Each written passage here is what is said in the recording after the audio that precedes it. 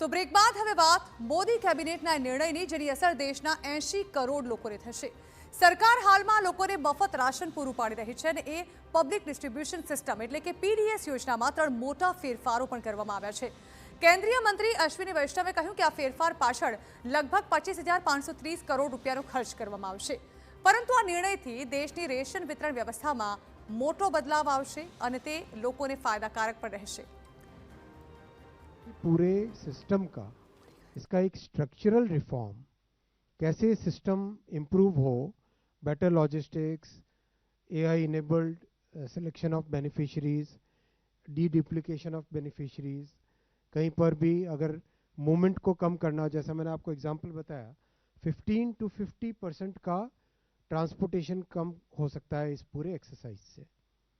Feedback लेना, वो सब चीज़ें इससे जुड़ी हुई है। कोई रेगुलेशन का पॉइंट नहीं है इसमें पॉइंट है सुधार करना, स्ट्रक्चरल रिफॉर्म करना, कंप्लीट डिलीवरी सिस्टम के डिलीवरी का जो सिस्टम है उसके अंदर स्ट्रक्चरल रिफॉर्म करना।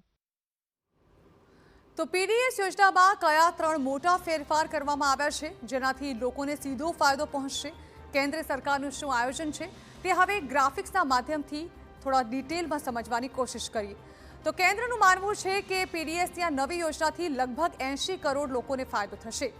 કઈ રીતે? તો સૌથી પહેલા તો કેન્દ્ર જે છે તે રાજ્ય સરકારોને નાણાકીય સહાય જે છે તે પહોંચાડશે, જેને કારણે તેઓની સહાયમાં વધારો થશે અને તે ખૂબ જ ઇઝીલી તેને અનાજ વિતરણ જે છે તે કરી શકશે। અનાજ વિતરણને વધુ સરળ બનાવવાની પ્રક્રિયા પણ શરૂ કરી દેવામાં આવશે, જેને કારણે હવે જે છે તે ખૂબ જ સરળ રીતે જે રાશન ધારકો છે તેઓને અનાજ પહોંચાડી શકાશે। સાથે જ રેશન ડીલર્સ જે છે તેઓનું કમિશન પણ હવે વધારી દેવામાં આવ્યું છે અને તેની અંદર ખૂબ જ લાંબા સમય બાદ વધારો કરવામાં આવ્યો છે અને તેના કારણે એવું માનવામાં આવી રહ્યું છે કે તેનાથી ડીલર સિસ્ટમ જે છે તે વધુ મજબૂત બનશે। સંપૂર્ણ વ્યવસ્થા હવે એઆઈ ટેકનોલોજીથી જે છે તે ઓપરેટ થશે। એઆઈ ટેકનોલોજીથી સિસ્ટમમાં ક્રાંતિ લાવવાનો પ્રયત્ન કરવામાં આવશે। સંપૂર્ણ વ્યવસ્થા ડિજિટલી પારદર્શક બનાવવામાં આવશે, જેને કારણે એની અંદર કોઈ કાળા બજારી જે છે અનાજ વિતરણમાં તે સીધી જ રોકી શકાય। ત્યારે હાલ તો આ પ્રકારે પીડીએસમાં નવા જે નિયમો લાગુ કરવામાં આવ્યા છે તેને લઈને જે નિર્ણય લેવાયો છે તે માનવામાં આવી રહ્યો છે કે સીધા જ લોકોને ખૂબ જ મદદરૂપ બનશે। તો આ સાથે સરકારે ઘણા બધા એવા મહત્વના પગલાં લીધા છે જે લોકોને સીધા જ મદદ કરતા બનશે। વાત કરીએ હવે ગરમી અને ઉકળાટની, તો સરકારે તેને લઈને પણ ખૂબ જ મહત્વપૂર્ણ ગાઈડલાઈન આપી છે। સરકારે વધતી ગરમીની લૂ સામે પણ કેટલીક તૈયારીઓ પણ શરૂ કરી છે, તેની વાત કરીશું।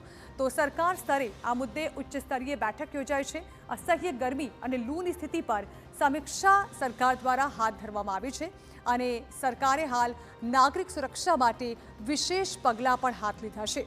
તેની વાત કરવામાં આવે તો આરોગ્ય મંત્રાલયને કેટલીક સૂચનાઓ લોકોને લઈને આપવામાં આવી છે।